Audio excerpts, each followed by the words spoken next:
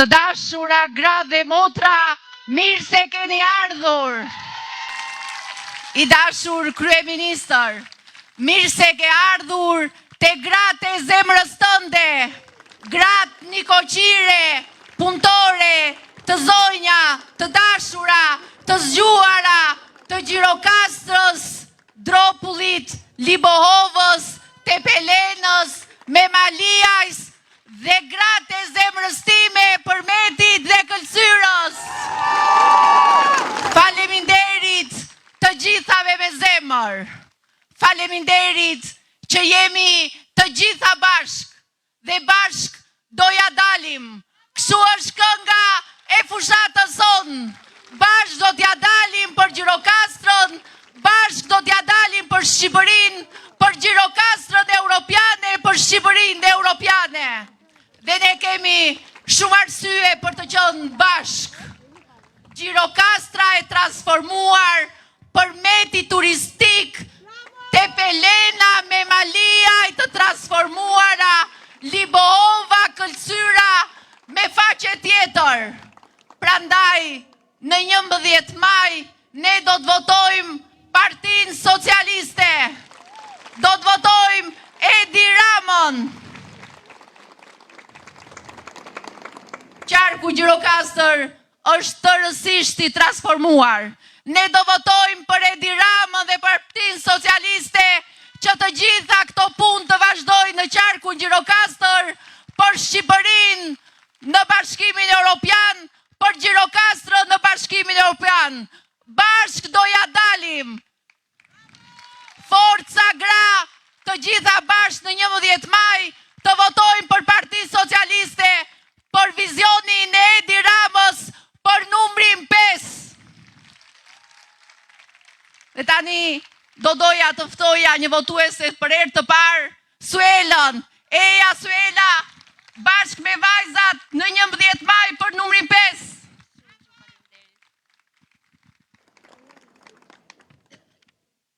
I nderuar zoti kryeministër, të nderuar qytetar, përshëndetje. Unë jam Suela, jam 18 vjeç. Vi nga gjimnazi Sir Shaplo. Jam votuese për herë të parë më datën 11 maj. Unë e di se për këtë do të votoj dhe se për çfarë do të votoj, dhe për këtë nuk kam patur asnjë dilemë, dhe di që vota ime do investohet vetëm për Partinë Socialiste. Si një vajzë e lindur dhe rritur në qytetin e Gjirokastrës, kam arritur të shoh çdo ndryshim që është bërë ndër vite në këtë qytet.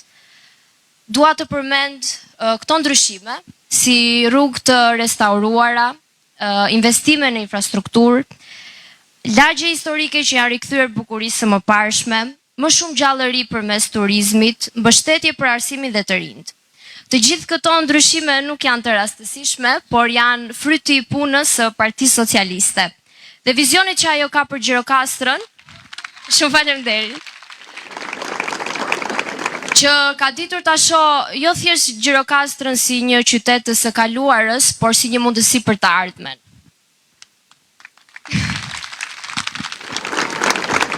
Dua të cek edhe qëllimin kryesor të këtij mandati, që është integrimi i Shqipërisë në Bashkimin Evropian. Unë si shumë të rinj shqiptar kemi ëndër që ta shohim Shqipërinë pjesë të plotë të Bashkimit Evropian. Të kemi dhe ne një pasaportë evropiane. Dhe sot ne jemi më afër se kurrë kësaj ëndre. për të pasur një pasaport, për të qenë të barabartë edhe ne si pjesa tjetër e Europës. Jam e sigurt që unë edhe shumë shqiptarë të tjerë kemi dëshirë që të udhtojmë, të shkollohemi, të dalim, por kemi dëshirë edhe që të rikthehemi sërish edhe të kontribojmë për vendin tonë të jetojmë. Edhe për këtë na nevojitet kjo pasaporta europiane që jam shumë e bindur, që do të jetë shumë shpejt në duart tona nëse ne zgjedhim të votojmë numrin 5. Unë zgjedh të besoj tek e ardhmja. Zgjedh të besoj, më shiko pak.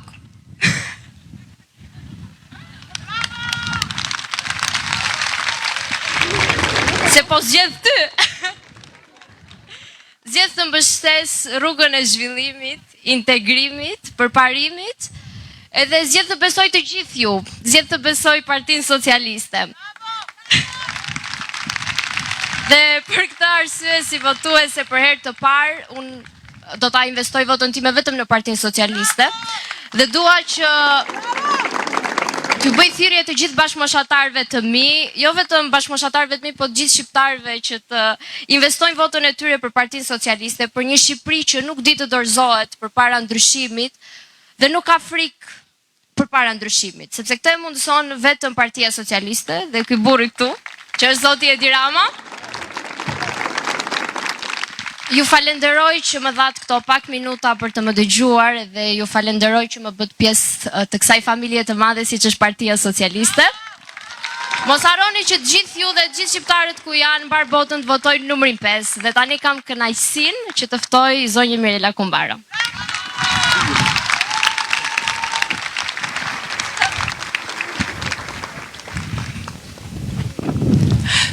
Suela. Sa zalito ade hoj me spadito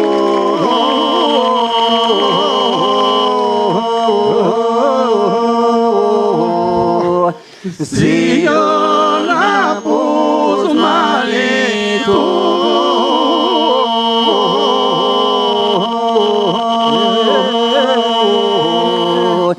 donde era perino dislexico de tato so que me quiero caso zori moi candelino so tu petro delino so la storia moi lo sognare viergo a pritritare. Ju lun goja kënga Zoge i Gjirokastrës, një përshëndetje nga grupi Polifonik i burrave të Gjirokastrës për të gjitha zonjat, vajzat e Gjirokastrës time, të Liboovës, të Përmetit, të Dropullit, të Këlqyrës, të Memaliaj dhe të Tepelenës. Mirëmbrëma, kalispera. Jeni zemra e qytetit, zemra e familjeve tuaja, edhe zjarri i Partisë Socialiste. E dim të gjitha bashk se çdo me thënë të jesh grua në këtë qark, çdo me thënë të jesh grua e të komandosh shtëpit e Laboris në Tepelen, vatrat e Toskëris në Memaliaj, çdo me thënë të jesh Gjirokastrite, edhe të japësh drejtim punëve si amvisat që vetëm ju e dini. Çdo me thënë të jesh Libovite. Çdo me thënë të jesh një përmetare mire këlqyriote, si Alma që hapi këtë event dhe si Anila, kandidatja jon e Partisë Socialiste nga Përmeti. Po çdo me thënë të jesh një dropullite, si një urë fantastike e kulturave midis dy vendeve tona.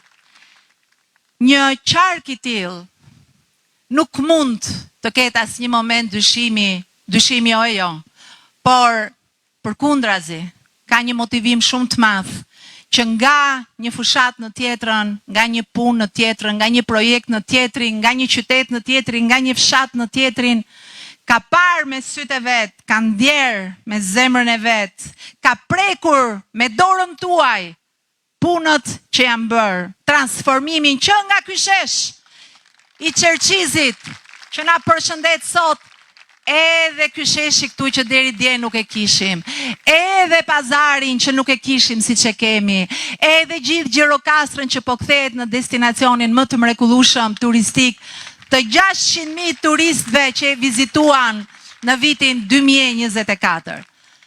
Vetëm gratë e këtij qarku mund ta bëjnë një gjë të tillë që ta trajtojnë qytetin njësoj si shtëpitë e tyre.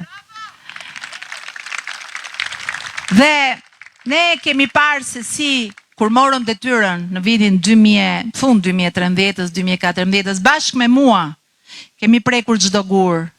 Kemi prekur bashkë çdo fshat në këtë qark. Fshatra ku s'kishte ujë, ku s'kishte rrugë, ku s'kishte shkolla, ku s'kishte spital, të gjitha janë në transformim. Dhe sot kemi një krenari shumë të madhe kur themi jam përmetare, jam këlcyriote, jam dropullite, jam libovite, jam nga Tepelena, jam nga Memaliaj. Jeni ju zemra e Partisë Socialiste. Por, Kryeministër, ju mirë se na erdhët në Gjirokastër në këtë takim me gratë e të 7 bashkive, por si që pat, atje ju pritën jo pak burra të këtij qarku, se ne burrat e këtij qarku i kemi po aq trima sa dhe gratë, po aq të zot sa dhe gratë, sepse burrat e Gjirokastrës janë 100% me gratë e Gjirokastrës dhe gratë e Gjirokastrës janë 100% me Partinë Socialiste dhe burrat e Gjirokastrës janë 100% si gratë me Partinë Socialiste. Sot aty i kemi burrat të gjithë bashkë me kryetarët e bashkive, sepse punojmë bashkë çdo ditë. Të gjitha punët i kemi bërë bashkë. Qarku i Gjirokastrës e tregoi dhe në zgjedhjet e fundit për zgjedhjet vendore për bashkitë. 4 nga 7 bashkitë tona ishin në 10-qen e parë të rezultatit më të lartë që ka marrë Partia Socialiste në gjithë Republikën. E këtë e bën këto gra, e bën ata burra, dhe shumë vajza dhe djemë të rinj, por edhe gjyshe dhe gjyshur që ju i takuat sot në mëngjes, sepse kanë besim të patundur tek Partia Socialiste. Sepse kanë parë që në krye të çdo pune, të çdo prekje, madje edhe të çdo elementi estetik, është dora e Partisë Socialiste, është dora e kryeministrit Edi Rama, që ka vizituar këtë qark, e këtë qytet, e këto qytete më shumë se çdo lider tjetër, jo vetëm në këto dekada. Po është 30 më gjërë, po kjo do t'i përkasë një kohë kur të shkruajmë librat e kujtimeve tona. Prandaj, nëse flasim sot për punë, ky qark është kthyer, unë shpesh në përfytyrimin tim e krahasoj me sheshin Skënderbej. Është si rreth rrotullimi i sheshit Skënderbej, qarku i Gjirokastrës është sot rreth rrotullimi midis juglindjes dhe jugperëndimit. Janë gjithë veprat infrastrukturore që e kanë bërë Gjirokastrën të shesi apo të japi me qira shtëpi me pamje nga deti, se vetëm 35 minuta e kemi detin larg. Sepse ndërkohë Përmeti është kthyer në zemër të juglindjes me infrastrukturën e re që ka filluar dhe do të mbarojë në mandatin e 4 që lidh Korçën me Tepelenën, që lidh Tepelenën me Vlorën, Tepelenën me Himarën, Beratin me Këlcyrën e Përmetin. Pra, zemra e turizmit ka 2 binar. Një është tradita, mikpritja, të cilën si asnjëherë tjetër zonjat dhe zotrinjt e Gjirokastrës e kanë kthyer në ekonomi. Prandaj, motra edhe vëllezër, asnjë dilem se qarku i Gjirokastrës do të votoj 100% për Partinë Socialiste, për Edi Ramën, për Europën që e temi te dera dhe na ka sjell në prag, për pasaportën që Suela e kërkon me shumë të drejtë me shoqet e saj, sepse Gjirokastra përmes Dropullit do të ketë të njëjtat projekte siç i ka pas dhe Greqia. Prandaj, Edi Rama Partia Socialiste dhe Shqipëria 2030 është pasaporta jonë, është vula që Gjirokastra i vë zgjedhjeve të 11 majit, këtu dhe në diaspor. Ne këtu në qarkun e Gjirokastrës kemi 4 mandate. Unë në këtë skuadër kam nderin të drejtoj një ekip me 5 veta përfshirë dhe mua. Anila Dimitri nga Përmeti, Piro Dhima nga Gjirokastra dhe Ëndri Ndropullit, Shqyqri Hysin nga Memaliaj, profesor në Gjirokastër dhe Tërmet Peqi nga Tepelena. E mbulojmë të 5 të gjithë qarkun.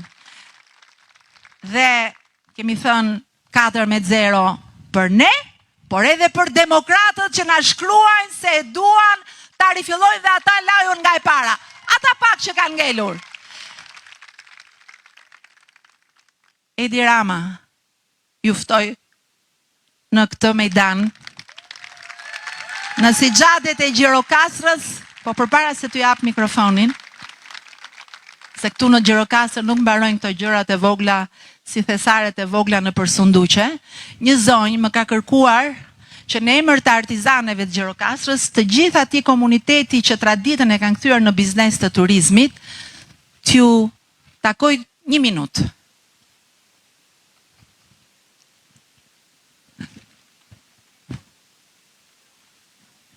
Eja Eli.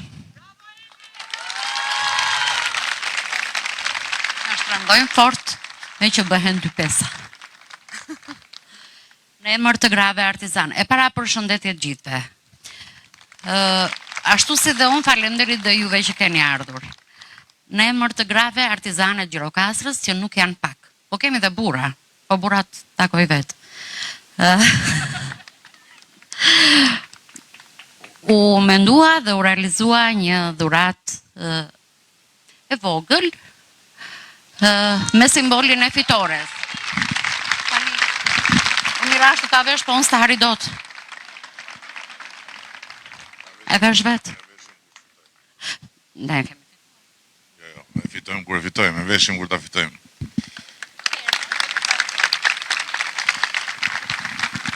Shumë faleminderit. E vlerësoj shumë. Ka lezet, shive. Ja. I juve ullur ata në këmbë, ja. Ata janë burra, ka lezet. Ka lezet.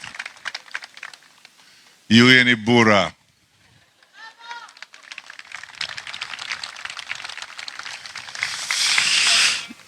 Se është bërë në qikë këshu kjo puna e qa do të thotë Edi Rama me këtë të burrave gjysma këshu e gjysma ashtu. Po, unë mendoj që është shumë e thjeshtë, apo. Gjithsesi shumë faleminderit edhe më vjen jashtëzakonisht mirë që jemi së bashku. Arsyeja pse unë kam vendosur së bashku me drejtuesit politike të Partisë Socialiste që në këtë xhiro të parë të këtyre ditëve drejt finishit të bëjmë këto takime të mëdha me gra dhe me vajza është sepse s'pari unë jam shumë krenar për faktin që sot Partia Socialiste ka këtë fuqi të madhe të grave dhe të vajzave që i është bashkuar fuqisë së burrave dhe djemve që ka qenë këtu gjithmonë.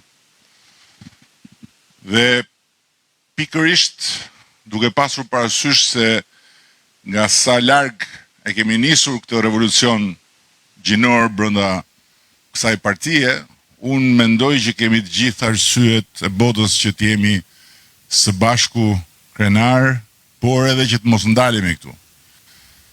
Kemi arritur të kemi 40% gra dhe vajza në Partinë Socialiste, që është një shifër e konsiderueshme, por nuk duhet të ndalemi deri kur të bëhen 50%, dhe unë them nuk duhet ndalemi kur të kemi një grua ose vajzë më shumë se burra dhe djemt.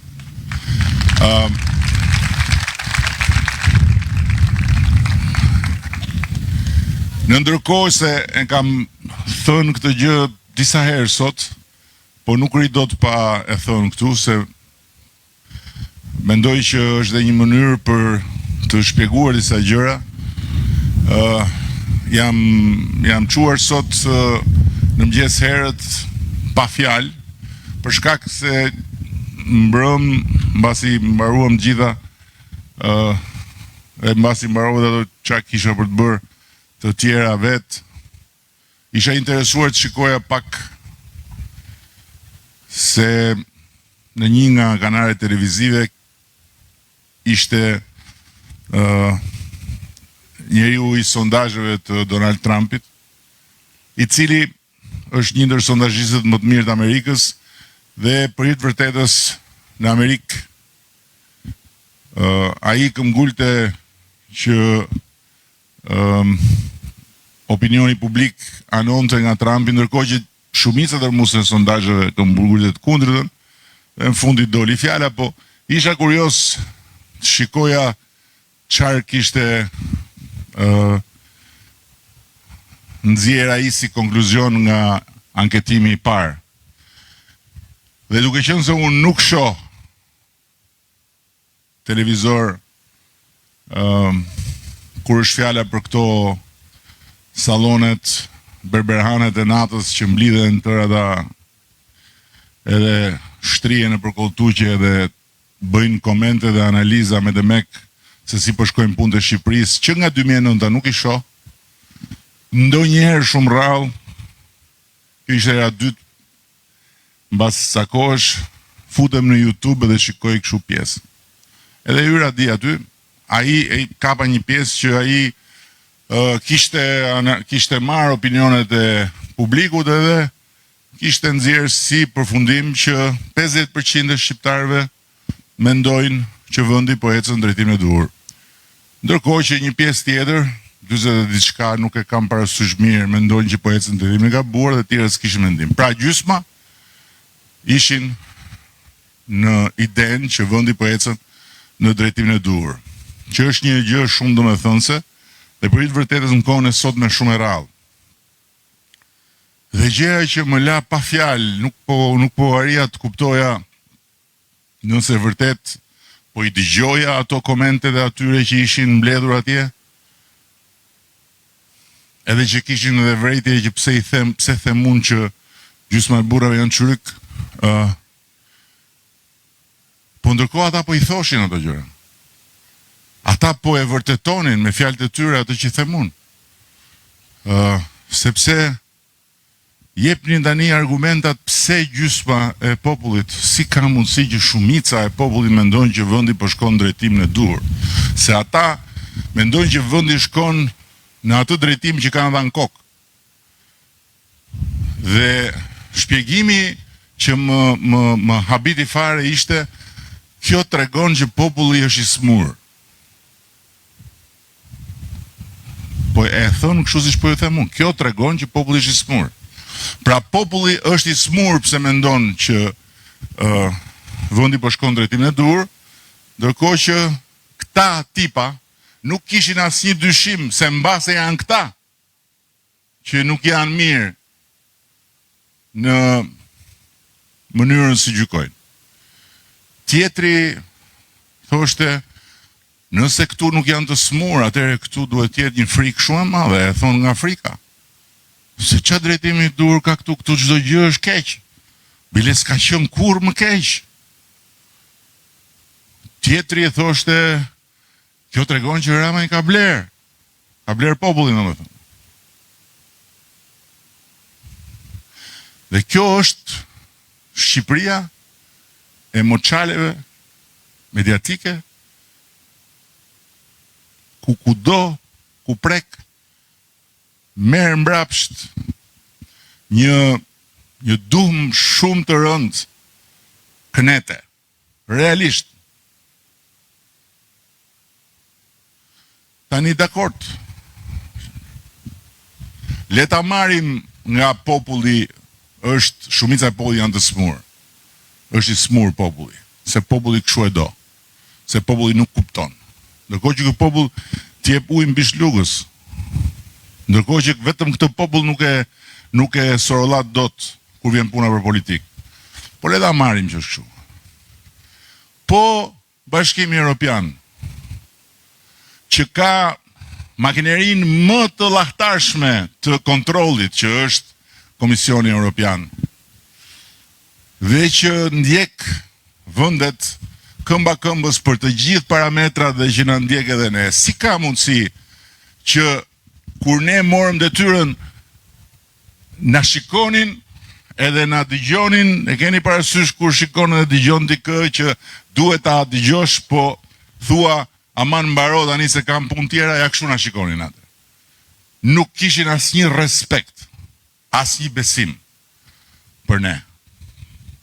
Dhe ju e dini shumë mirë pastaj që kjo ishte e lidhur me gjithë mungesën e respektit dhe të besimit tek vetë shqiptarët që ishin bombarduar nga të katër anët me gjithë farë lloj paragjykimesh dhe gjithë farë lloj trillimesh. Si ka mundësi që këta sot kanë arritur në përfundimin që e duan Shqipërinë brenda në familjen e përbashkët evropiane? Janë të smur. Po këto institucionet e mëdha ndërkombëtare që monitorojnë ekonominë, që monitorojnë financat, që monitorojnë të gjithë proceset që lidhen me administratën, si shpjegohet që i japin kaq shumë konsiderata të mira për Shqipërinë? Janë të smur edhe këta. Po organizatat që merren me matjen e luftës kundër korrupsionit, si shpjegohet që i japin vlerësime gjithnjëra më pozitive, dhe këta janë të smur? Apo janë të tërë të blerë dhe këta? Po si shpjegohet që dhe vetë sondazhisti Donald Trumpit jep këtë konkluzion? Apo dhe ai është blerë nga Sorosi? Shpjegimi është i thjeshtë. Këta njerëz nuk e din fare dhe edhe kur e shohin, nuk duan ta shohin. Shqipërinë reale që ndryshon çdo ditë. Unë dje erdha me Mirelën në Gjirokastër, që nuk jemi akoma në sezon, dhe gjithë qava pazarit ishte plot dhe nuk ishim as në fundjavë. Si ishte dje fundjava, ishte fillim java. Dhe në ndërkohë shtohen dyert që hapen në këtë qytet që kur ne kemi filluar detyrën kishte 2-3 dyer ku mund të trokisje për të fjetur, dhe ata që i mbanin hapur përpëliteshin faktikisht në mbijetesë sepse nuk kishin numra turistësh për të nxjerrë në i fitim, siç nxjerrin sot të tërë që kanë hapur dyert tu. Pa llogaritur që nëpërmet as nuk i shkonte mendja e njeriu të shkonte ndalonte. Dhe përmeti ta mbylli vitin e kaluar me 150.000 turistë. Gjirokastra me 600.000, po Libohova, që kur kemi vajtur në fillim Libohov, unë jam shastisur komplet. Një vend i braktisur totalisht. U ishte vetëm një kafene aty diku, që sot ka bujtina pas bujtinash që hapen, që mos flasim për Tepelenën, që ishte një xhep falco, ku njerëzit vinin vetëm për gushllime ose për në i dasëm, dhe ata që martoheshin iknin. T'imagjinoje, ma ka thënë Tërmeti një herë, u andanta, se kishim imagjinuar të shikonin Bjonde nga Suedia, ne tha duke e bërë xhiro në për Tepelen. Bjonde, Sybojqelli, suedeze, duke bërë xhiro përpara Ali Pashait, nuk ishin imagjinuar. Dejnë me malje. Tani, kjo Shqipëri është një Shqipëri që është krejt tjetër. Pastaj, kur thonë, po s'ka mundësi, është i smur populli, se këtu s'ka ujë. Ndërkohë që e kundërta është e vërtet. Sot ishim po vim tani nga Përmeti, dhe faktikisht në Përmet, qyteti, fshatrat, një numër i madh fshatrash, kanë ujë 24 orë. Nuk e kishin, dhe se kanë pasur kur më parë, gjitha këto zona, si e gjithë Shqipëria. Pa folur për infrastrukturën, e për gjithë transformimet e tjera, që faktikisht kanë kthyer jo thjesht jetën, po kanë kthyer shpresën, dhe kanë bërë që shumë kush që ishte nisur për Greqi edhe as nuk e mendonte që do kthente syt nga këto vende, përveç se si thash për një ngushëllim larg qofta për një dasëm, të mendoj të kthehet dhe të investoj. Ja ku e kemi edhe deputet, kandidat për deputet. Një rast tipik. Është kthyer dhe tani rri këtu në Gjirokastër, ku familja ka bërë një investim që është një nga investimet e bukura të qytetit. Si bëhet, sepse realisht është një Shqipëri e ndarë, midis një shumice dhe një pakicë, si një tru i ndarë. Është si një tru i ndarë. Dhe prandaj them unë që andej nga ana tjetër e trurit ka i problem, ka ujë, kënete, brenda, se s'ka mundësi. Mund të kritikosh sa duash, mund të kesh rezerva plot. Unë jam i bindur që nëse juve rini me mua dhe unë ri me ju edhe flasim 3 ditë e 3 net këtu, me siguri do thoni shumë gjëra që nuk shkojnë, patjetër. Por ama të thuash që është populli i smur, apo që i ka blerë dirama të tërë, se nuk ka kuptim kjo punë, ndërkohë që Shqipëria është bërë një vend që e respekton tërë dynjaja, dhe ndërkohë që ne në 11 maj kemi zgjedhjet, dhe në 16 maj do presim te Skënderbeu atje tërë udhëheqësit e kontinentit. Jo të BE-s, të tërë kontinentit. Nga Londra në Ankara, BE-ja po e po. Sekretarin përgjithshëm të NATO-s dhe drejtuesit e institucioneve të mëdha financiare ndërkombëtare do jenë të gjithë në Tiranë për samitin e Europës politike. E imagjinonim që do ndodhte kjo në të gjallë tonën? Kush e ka imagjinuar ka qenë pak i çmendur, po jo çyryk. Jo çyryk. Isham atë Kristina, po Kristinën e kuajve. I thash më sa, Kristina ne dy jemi çyryk, po të çmendur në kuptim tjetër. Se njësoj si ajo, edhe ne me Shqipërinë nga unisëm si Kristina me ata kuajt atje lart, që sot janë bërë një atraksion i madh, Malit. Dhe këtu ka i problem shumë të madh, sepse është marrë peng një pjesë e trurit të popullit shqiptar. Një pjesë e trurit popullit përmes pengmarrjes së një pjesë të njerëzve që janë, siç thot ajo shpreha, kanë kaluar një lavazh të thellë të trurit edhe nuk e shohin dhe ato që shohin. Janë më të verbër se të verbrit. Janë më të shurdhër se të shurdhit, se s'ka më të verbër dhe më të shurdhër se ai që i ka syt dhe s'do të shikoj, ai që i ka veshët dhe s'do të dëgjoj. Dhe pastaj thonë, po si ka mundësi? Po ky popull ka që smur, ky popull ka që shitur, ky popull ka që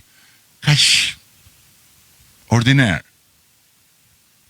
ka që pa aspirata që pranon që të mund të javi mandatin e katërt një njeriu dhe një partije që kanë gjysmën e njerëzve në burg. Shiko çfarë shprehje. Ndërkohë që unë i bëra pyetjen sot pensionistëve që takova në mëngjes, sa ata janë për mua, pensionistët janë analistët më të mirë politikë që ka Shqipëria. Unë po të organizoja debate, nuk do lija debat pa një analist pensionist. Janë shumë më lartë se ata që i thonë vetes analist. Ata që i thonë vetes analist, ata janë fundi. Janë fundi fare. Nuk kanë fare ata, as din, as iman në raport me të vërtetën. Fare. Dhe po ju thosha pensionistëve, dhe po ju them dhe juve. More, ngrini dorën, kush e ka dëgjuar emrin Altin Dumani? Ngrini pak dorën. Ngrini dorën, kush e ka dëgjuar emrin Altin Dumani? Ore ngrini dorën, kush e ka dëgjuar Altin Dumani emrin, më ç'është kjo? Të tërë e keni dëgjuar. Të tërë e keni dëgjuar. Tani, Altin Dumani është një prokuror me integritet, nuk diskutohet, profesionist, nuk diskutohet, dhe kurajos nuk diskutohet. Pa tjetër, edhe meriton gjithë respektin, edhe solidaritetin për gjithë ato sulme që i bëjmë. Por, çështja është që Altin Dumani nuk erdhi nga hëna këto 3-4 vjetë. Ishte këtu, ishte në Shqipëri, ishte në Tiranë, e nuk e di ku ka qenë tjetër, dhe prej vitesh punonte prokuror. Si ka mundësi që as unë, as ju nuk e dinim që ekzistonte një person me emrin Altin Dumani? Si ka mundësi që ky prokuror i ndershëm, kurajoz, profesionist, në gjitha ato vite në prokurori nuk ka thirrur një njeri të vetëm me pushtet, ti thot hajde këtu të marr pak në pyetje se më duket se ka ca gjëra që nuk shkojnë me ty? Si ka mundësi? Dhe si ka mundësi që sot ky e bën këtë gjë, dhe jo vetëm ky, po e gjithë struktura atje. Dhe çfarë ka bërë të dallim? Çfarë ka bërë të dallim? Si ka ndodhur kjo? Sepse nuk ishte puna se nuk thriste njeri Altin Dumani, ose prokurorët e kësaj gjenerate. Puna ishte që nga viti 1912, kur është ngritur flamuri i pavarësisë nga perandoria dhe është krijuar shteti shqiptar, nuk kishte ndodhur ndonjëherë që një person i lidhur me pushtetin politik të shkonte të përgjigje përpara një prokurori ose gjykatit pavarur. Kishte ndodhur, po, ka ndodhur që të pushkatohen, të varen, të burgosen, të internohen, të sakatohen. Por ama qoftë përpara mbretërisë, qoftë gjatë mbretërisë, pastaj gjatë diktaturës, pastaj dhe pas diktaturës, kur për turpin ton si vend demokratik burgosëm politikisht dhe burgosi i pari vendit kryetarin e opozitës, i fundit i burgosur politik në Shqipëri, ndërkohë që e kundërta jo, nuk mund t'imagjinoj. Madje, këtu në këtë vend, dhe jo para 100 vjetësh, po para 10, 12, 14 vjetësh, 15 vjetësh, ka ndodhur që i pari vendit të bëj sehir, po e them kështu, se në fakt s'ka bërë sehir, ka bërë më shumë se sa sehir, në vrasjen e protestuesve përpara dritares vet. Dhe kur prokurori i përgjithshëm, në atë rast një grua, ka tentuar thjesht t'i çojë fletthirrje 3 drejtuesve të policisë për t'i thirrur, për t'i pyetur, ai që ishte aty para meje, doli dhe tha ajo është një lavire, dhe nuk lejoj që drejtësia t'i bërë të mpytje 3 drejtues. E imagjinoni sot ju këtë? A e parafityroni sot të ndodhi një gjë e tillë që të dalun atje dhe të them nuk mund ta marrë drejtësia në pyetje filanin apo fistekun? Nuk ndodh. Po çka ka ndodhur? Çka ka ndryshuar? Ka ndryshuar diçka shumë thelbësore. Ka ndryshuar Shqipëria. Ka ndryshuar komplet drejtimi. Dhe prandaj thon shumica e popullit kur I pyet ai sondazhisti Donald Trumpit që vendi po shkon drejtim në dur. Sepse ne, dhe jo stamo dumua, se ju e njihni mirë stamon, jo stamo dumua. Ne, Partia Socialiste, morëm një vendim që nuk e ka marrë kush përpara. Morëm vendimin që punë të drejtësisë t'ja lejmë drejtësisë. Dhe shpatën e ndëshkimit që në një vend demokratik e ka drejtësia, nuk e ka qeveria, dhe që ishte në zyrën time shpata, që nga 1912 aty, ja kalonin njëri pas tjetri dhe mbanin aty, s'ka rëndësi, mbret, diktator, kryeministër, president, nuk ka rëndësi, e mbanin shpatën aty, ata. Unë e dorëzova shpatën. Dhe juve e kujtoni se ju jeni të vëmendshme, ju s'u shpëton gjë, se jeni gra, jeni vajza, po jeni dhe Gjirokastrita, që është plus kjo. Që juve s'u shpëton thërimja bukës, jo të shpëtoj në fjalët e partisë. Ju e kujtoni mirë, unë e kam thënë që është në kryet herës, na duhet një reformë në drejtësi, që të çlirojmë drejtësinë nga politika, dhe na duhet një drejtësi e çliruar nga politika, që të shofi vetëm drejt dhe të godasi majtas e djathtas. Tani majtas për kë e kisha unë? Për stamo dumon? Për kë e kisha majtas?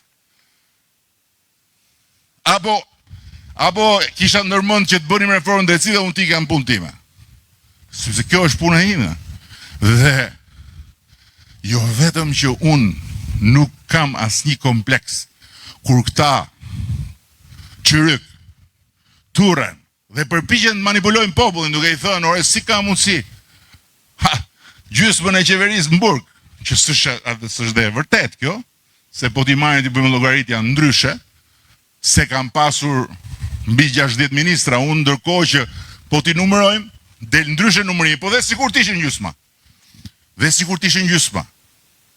Do ishte një arsye për t'u ndjerë të turpruar, apo do ishte një arsye për t'u ndjerë kryelart përpara jush, përpara popullit që besoi, kur unë thosha, ma jepni timonin, pa të tjerë në prerë, që të bëjmë drejtësi, se me këtare dhe rotull, nuk bëhet drejtësi. Dhe ata që më dhanë timonin, sot, nëse drejtësia do godiste thjesht kundërshtarët, do thoshin na tradhtoi. Sepse juve dhe të gjithë socialistëve, të gjithë progresistëve, të gjithë qytetarëve të këtij vendi dhe demokratëve patjetër, nuk ju intereson shumë. Nuk ju intereson shumë nëse drejtësia godet majtas apo djathtas, ju e intereson që të ketë një drejtësi të drejtë, e cila pikërisht pse godet majtas e djathtas ka premisën që të sjellë këtu në Shqipëri diçka që ne s'e kemi pas kurrë, barazim para ligjit. Kur se kemi pas? Kur? Dhe jemi në ushtrimet e para të barazisë para ligjit.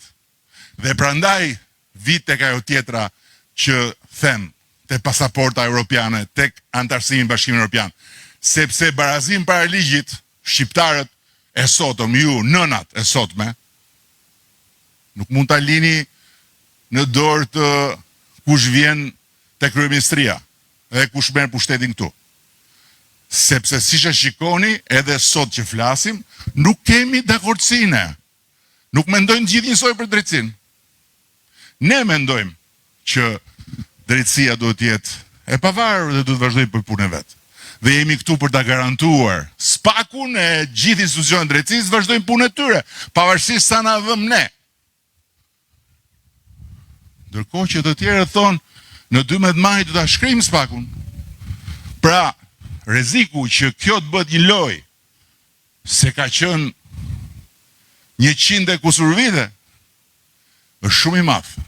Ka vetëm një mënyrë që mos bëhet lojë. Ka vetëm një mënyrë që ju, të gjitha gratë në radhë parë, nënat shqiptare, pastaj bashkë me burrat, gjithë prindrit shqiptar, nëna dhe baballar, ta merrni Shqipërinë në dorë në 11 maj dhe ti jepni shtysën që i duhet, që kur ta fusni me investimin tuaj dhe me punën tonë në Bashkimin Evropian, të rini të qeta se kush hyn në Bashkimin Evropian nuk luan dot më me barazim para ligjit, nuk ka më, sepse futesh në një familje ku nuk të lën të hedhësh vallen sipas shefit. Do ta hedhësh vallen sipas vendit aty.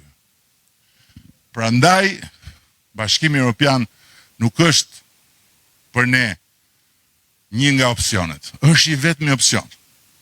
Sepse liria individuale në Shqipëri sot duket si e mirëqen. Nesër mund të kërcënohet. Barazia para ligjit nuk do bëhet dot. Nuk e bëjmë dot ne, nuk kemi kapacitet ne sot që ta bëjmë një herë mirë dhe ta vullosim. Do bëjmë lojra ne. Do vi një tjetër, do shkoj një tjetër, nuk është çështja e Edit këtu apo e një grupi. Këtu është çështja që mos guxoj kush t'i afrohet fare. Dhe është Bashkimi Evropian që garanton këtë gjë. Pa llogaritur faktin që kur unë flas se këta qyrykët thoshin, po ç'është ky halli i madh me këtë njeri? Qa janë këto fushata? S'ka program. S'ka asgjë, del atje njerë thot tepsi, njerë thot timon, pastaj thot kënet, buf, pasaport. Tani thoshin nga nxjerr dhe pasaportën, se s'ka qa thot më. Unë s'kam qa them. Unë. Ne s'kemi qa themi më. Po ne vetëm, më besoni se i shikoja sot pra, ne vetëm punët, investimet që kemi bërë në qarkun e Gjirokastër, të fillojmë t'i numërojmë, një nga një, ne mund të rrim këtu deri nesër. Ndërsa për të numëruar një nga një të tëra që kemi bërë në të gjithë Shqipërinë, në çdo drejtim, ne mund të rrim përtej 11 majit. S'pas kemi qa themi. Po ajo pasaporta nuk është një dokument tjetër udhëtimi me një ngjyrë më të kuqe. Ajo pasaporta është status i ri për këtë gjirokastritën e vogël këtu, që të ka bërë maj me babin me kursiv të madh, të vogël, kështu, të vogël, kanë kursyër, të vogël, po e kanë mbledhur gjithë, e kanë bërë koncentratin e dashurisë dhe të ëndrave për ty, edhe ke dalë Flori fare. Po, ky Flori i vogël këtu, nëse nesër do të shkoj, sot maturante, do të shkoj me studime jashtë vendit, do shkoj si studente huaj. Dhe maj me babin do duhet të paguajnë 10 herë më shumë që ti studiosh jashtë, se sa do të paguanin nëse ti do ta kishe atë pasaportën europiane sot. Sepse kur fëmijët tuaj të shkojnë në Europë për të studiuar me atë pasaport, nuk kanë asnjë tarif ekstra se nuk janë më të huaj. Janë student europian, njësoj si tjerët, në të njëjtin perimetër. Pra, siç është qarku Gjirokastrës me bashkitë e veta, është dhe Bashkimi Evropian me vendet e veta, dhe brenda Bashkimit Evropian, vendet janë njësoj siç janë këtu brenda qarkut, shkon ku duash, vete vjen sa herë të duash, ndërkohë që sot ju dini shumë mirë, të ndalojnë atje, edhe fillon historia. Ku po shkon, sa do rish, kush të kaftuar, a ke lek me vete, sa lek ke, po ke hotel, po s'ke hotel, dhe ti s'ke hyrë akoma, thonë, kur do ikësh? Sepse je i huaj. Ajo pasaport e ndryshon tërësisht të gjë. Juve keni të afërm, keni familjar, keni komshi, keni njerëz të njohur krushqi në Greqi. Ju e dini shumë mirë që shumica e tyre tani ata të parët që vajtën e kanë mendjen e pensionet. të njoja e pensioneve, se ju ka ardhur kohë e pensionit, ca kanë dalë në pension, ca po dalin, kanë punuar atje me shumë sakrifica dhe nuk ju njihen vitet e pensionit. Vinë këtu, ju del pensioni i vogël fare se këtu s'kan dhënë kontribute dhe kjo është histori negociatash me Greqinë, me qeverinë siç bëm me Italinë, po nuk është e lehtë. Mund të marrë vite. Ndërkohë që futja në Bashkimin Evropian dhe ajo pasaportë, dhe çfarë bën për ata? Në momentin që ata marrin pasaportën shqiptare, TBS, është automatikisht e barazvlefshme në Greqi me pasaportën e grekëve. Nuk ju duhet më pasaportë greke atyre, fare. Për asnjë gjë, vetëm për një gjë ju duhet nëse duan të zgjidhen deputet në Greqi. Po për të zgjedhur kryetar bashkish, e kryetar komunash, e kryetar këshillash, apo dhe eurodeputet shqiptar me pasaportë shqiptare, TBS ama, në Greqi mund zgjidhen, edhe në Itali dhe kudo qoftë. Pra rruga më e shkurtër për të mbyllur të gjitha historitë që kanë ata atje, është të investojnë në 11 maj, ne të mbyllim negociatat deri 2027, Shqipëria të futet në BE dhe të gjithë marrin pasaportën. Kjo është rruga më e shkurtër. Dhe e fundit që kam se realisht është se s'po e them çfarë më erdhi ngoj tani. Po e fundit që kam është kur thonë, po ç'është kjo histori me këtë njeri, me mua domethënë, se me mua e kanë të gjithën. Se unë jam pegesa mes atyre dhe jush. Se po më hoqën mua nga rruga, ju kthehen gjërat prapë aty ku ishin. Kthehen gjërat aty ku ishin. Dhe ata nuk din bëjnë gjë tjetër, vetëm t'i kthejnë ande nga ishin. Këneta. Që është kjo punë, thonë, 3 mandate nuk i dolën këti për të futur Shqipërinë BE, tani thot mjepni dhe një tjetër të 4. Po mirë, dakord. Nuk e arrita unë këtë gjë. Si isha i Zoti, po themi. Nuk isha i Zoti, 3 mandate, dhe unë po bëj kot tashi, po them hajde mjepni dhe i tjetër, që t'ju gënjej juve se popullin e smur shqiptar, si shton ata, me pasaportën, edhe t'ju marrë mendjen me valle, me kë, po kur thonë që janë këta që hedhin valle, se duhet shkojmë të mbajmë zine. Kupton, ne, kur mblidhemi, duhet mbajmë zi, se në Shqipëri s'ka buk, si pas atyre. Po mirë dakord. Po Malizi, unë s'kam qenë kryeministri Malizi. Malizi ka hapur negociatat për të hyrë në BE në vitin 2012. Para se sa unë t'isha këtu kryeminist. Pse nuk është në BE? Sa mandate kanë kaluar atje? Dhe pse atje nuk i thot njeri kryeministrit ose ati tjeri që ishte përpara për fajin tënë nuk hyn në BE, nuk i thot. Po Serbia i ka hapur negociatën në 2014. Ne akoma s'kishim marrë statusin e kandidatit. Ata hapur negociatat. Pse nuk është në BE? Po jo nuk është në BE Serbia. Serbia tani është mbrapa nesh. Ne e shikonim Serbinë u hy. Si të shikosh nga këtu atë, kullën atje. Ishim shumë mbrapa. Tani ne jemi atje, Serbia është këtu. E kemi lënë mbrapa. Pse? Po Maqedonia që ndroi dhe emër, imagjinoni ju të ndroi Shqipëria dhe emër edhe mos hapi dot negociatat, ja kështu. Në 2005 i ka marrë statusin kandidatit. Ne negociatat i kemi hapur vjet. Dhe japëm vjet, jo se meritonim vjet, po meritonim të hapnim 4-5 vjet përpara. Komisioni që bën vlerësimin thoshte janë rregull, hapjani, mblidheshin vende, dilte Hollanda, këte i dini historitë. Sepse ata janë një familje ku mblidhen të gjithë dhe vendosin kur hapin derën. Nuk e hapin dot derën me shumicë. Duhet 27 veta janë aty brenda, duhet 27 thonë hapet derën të viti kusht tjetër. Ndryshe s'hapet dera. I hapën negociatat vjet dhe tani na kanë dhënë në tavolinë planin, e keni dëgjuar, e thonë vetë ata, se po ta thosha vetëm mua kush e di çdo dëgjonit, po e thonë vetë. Për t'i mbyllur në 2027 për 3 vjet. Nuk ka ndodhur kur. për asnjë nga vendet ish komuniste që 3 vjet të mbylli negociatat. Na e kanë vënë planin tavolin. Dhe është në dorën tonë që t'i mbyllin për 3 vjet. Dhe nëse i mbyllin për 3 vjet, hym në procesin e miratimeve në parlamentet e tyre dhe hym në BE. Do me thënë kemi ardhur tek momenti që na ka sjell neve fati në dorë mundësinë që të mbyllim atë gjë që ka filluar që me Skënderbeun si profeci që ne duhet jemi në Europë, jo në Azi, ka vazhduar me rilindasit që na lanë shprehjen e famshme dielli për ne linda ndej nga perëndon dhe me gjithë të tjerë, tash na ka ardhur ne këtu në dorë. Por dhe mund ta humbim ne këtë.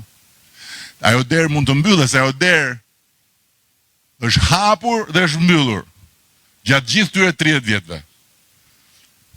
Hyn aty kush është gati në momentin kur ajo hapet. Po prit se kemi ca muhabete tjera nëse do zgjidhim me kënetën ca historira tjera, ne nuk hym, dera mbyllet. Tani, cili është problemi im kur them duhet një shumicë e fortë? Sepse negociatat janë, llogariteni 1000 vet nga ana jon, 1000 vet nga ana tyre në zyra, sipas gjithë sektorëve, nga ekonomia te drejtësia, te tregu, te siguria, te peshqit, te zogjt, te mjedisi, te ujrat, gjithçka. Çdo gjë që ka kjo jetë në një shtet jashtë dyreve të shtëpisë. Çdo gjë. Janë mbi çerek milion faqe që duhen kaluar dhe për cilat duhet rënë dakord. Dhe pastaj mbasi bie dakord, ne duhet i përkthejmë në vendime, në ligje me shpejtësi. Tani kemi ne mundësi që mbasi bijem dakord me ata të vim në parlament dhe me bufin e kënetës e me ca kukumjaçka e me ca pretkoca atje, që fillojnë ato historitë që i dini ju, edhe që vetëm ato din të bëjnë, dhe prandaj janë aty, dhe prandaj në 11 maj do të humbasin më keq se sa që humbën 4 vjet më parë, dhe më keq se që kanë humbur që nga 97 e këtej, sepse atë meritojnë. Nuk kemi. Nuk kemi. Dhe kjo nuk është i çështje 71 votash. Se po tjetë për 71 vota, nuk e bënim kështu fare. Fushatën e bënim ndryshe, thjesht mbaronim punë. Nuk është çështja e një shumicë aritmetike, çështja është e fuqisë për të mos lejuar pengimin e agjendës të negociatave. Dhe prandaj unë besoj që demokratët, ata që janë prindër, duhet ta shohin si prindër. Është një vot që investohet dhe është konkrete. Ti e investon votën dhe merr pasaportën evropiane për vete dhe për fëmijët e tu dhe për familjen tënde. Është shumë konkrete. Dhe nuk ka fare rëndësi. Dhe prandaj unë sjell shembullin e PD-s në mars të 92-shit. Edhe këtu, shumica ka votuar PD-n atëherë. Shumica këtu PD-n nuk e ka votuar. Sepse, si gjithë Shqipëria, morën një vendim shqiptarët që nuk ka rëndësi PD-ja apo bufi që ishte atëherë, si ishte për buf akoma, jo, për mua ishte buf që kur kam parë herën e parë, po u desh vite që ta shikonte shumica e pastaj merrte vesh gjithë dynjaja që është buf. Po nuk ishte rëndësi. Ishte koha e dur, vendi i dur për të mbyllur kapitullin e gjatë të dhimbshëm të historisë tonë me të shkuarën dhe për ta përcaktuar drejtimin e Shqipërisë me të ardhmen që ishte Europa. Dhe shqiptarët vajtën dhe atë kishin aty, s'kishin tjetër. Çka të votonin? Nuk kishin mundësi tjetër dhe votuan Partinë Demokratike. Shumicë dërmuese. Ka që vërtet është kjo që po them, që në gusht, kur ndodhen zgjedhjet lokale, mos gabohen gusht, po atë vit, PD-ja mori një goditje të kundërt me atë për dhelin që kishte marrë. Do me thënë shumica e votuan kundër. Pastaj në referendum e shkatruan fare, do me thënë, ishte një vendim për te partive, për te tifozllëkut, për te më pëlqen së më pëlqen.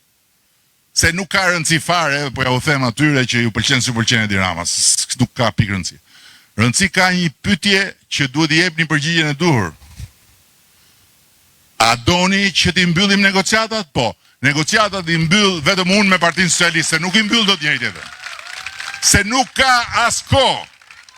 Një lëvizje, një lëkundje, një konfuzion, po humbe 6 muaj sa të nuk ka më kohë, edhe dera mbyllet e pastaj ata thon prit. Edhe ne mutrim jashtë dyerve të BE-s edhe 15 vjet tjera.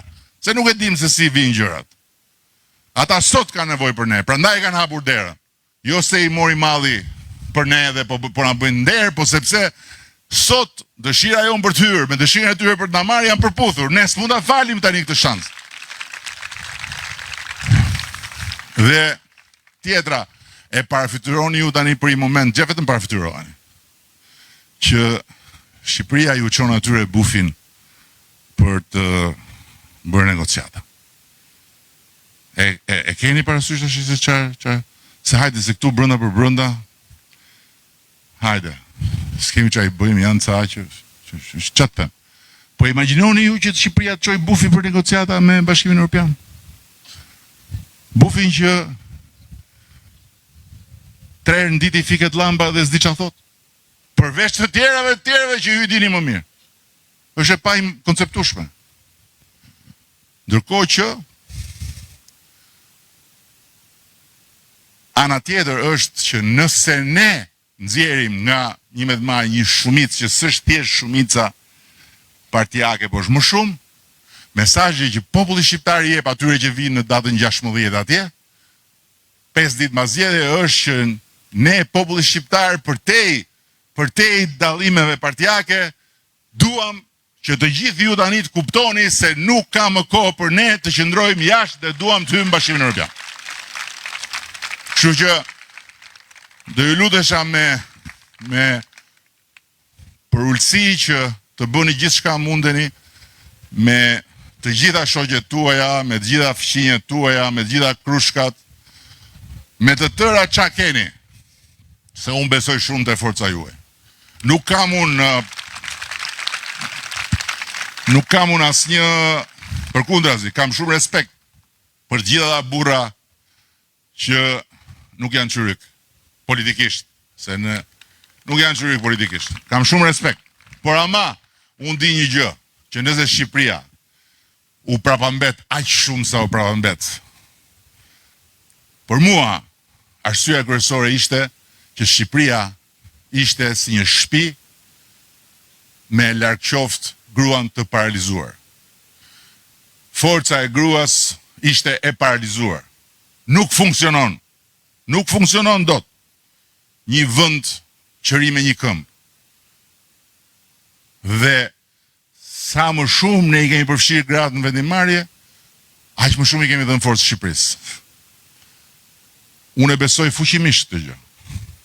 Që mos them pastaj që unë kam, po ky është opinion, këtu nuk pretendoj që kam provat dhe nuk pretendoj të jenë dakord gjithë, që unë mendoj, në këtë rast jam shumë dakord me Thecherin që thoshte do të bësh muhabet, shko ulu me burra, do të mbarosh punë, çohu në këmbë dhe bëj me gra. Papa Francesku ndjes pas vdiq. U nda nga jeta, po një javë para tha punët shkojnë më mirë me gratë. E tha ai, pap. E të tjera. Po këto janë opinione, nuk kam unë, se nuk insistoj. Ama di një gjë që nëse ju do mobilizoheni fort, edhe burrat do vinë mbas jush, se ata mbas jush vinë gjithsesi. Dhe lum ata burra që e pranojnë, që fal grave janë më të fort, kanë më pak shanse të bëjnë gabime. Se i qeshin gratë kur i them unë imagjinoni ju këtu. Imagjinoni tani, sikur ju të tëra gratë Gjirokastrite tikrit nga Gjirokastra një muaj. E të mbylli telefonat. Tëra, komplet. E t'iknit me pushime. E t'i lini dhe ata atje. Si me ndoni ju, qa do ndodhë kur t'vinit mas i muj? Qa do gjeni tu ju? Ha? Si do ishte Gjirokastra? Sigur t'i linit ata shkretat atje, shisi janë. Po sikur t'ikin ata një muaj? Qa do t'i ndodhë Gjirokastrës? Do i ndodhin ca gjëra, s'do kishte një bish cigare për tokë. Një. Do regjistroj muaj i parë në historie e Gjirokastrës pas një të deur. 2. Them më akoma, i dini vetë ju. Po, pa tjetër që edhe njëra, edhe tjetra janë thjesht për të sjellë një shembull këtu, por më mirë kështu bashk, dhe sa më bashk aq më të fort, gra e burra, djem e vajza. Kështu që e dini vetë detyrën, merreni përsipër, 3 javë janë edhe më pak ndoshta, edhe mos lini njeri pa folur, pa kapur, pa takuar, pa bindur.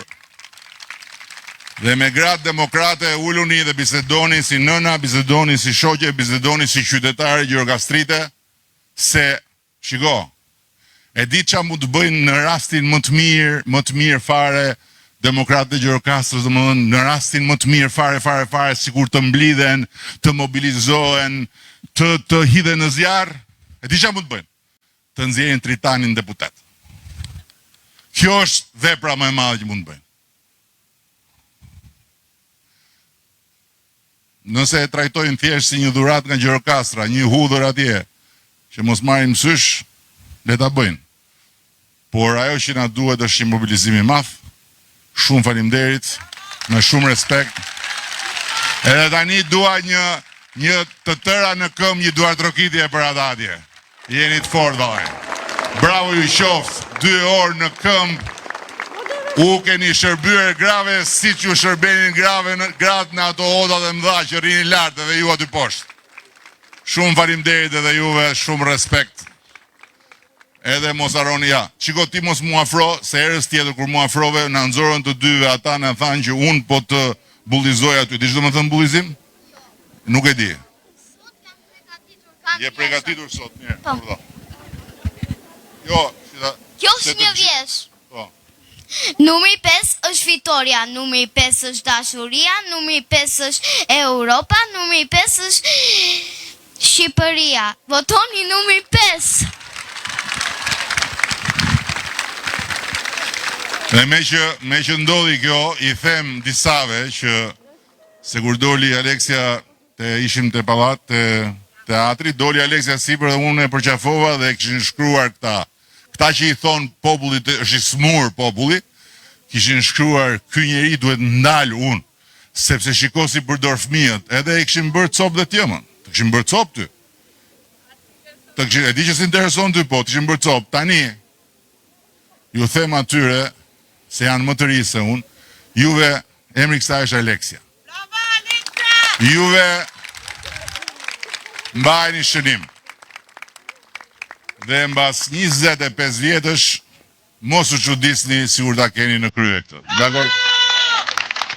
Shumë faleminderit.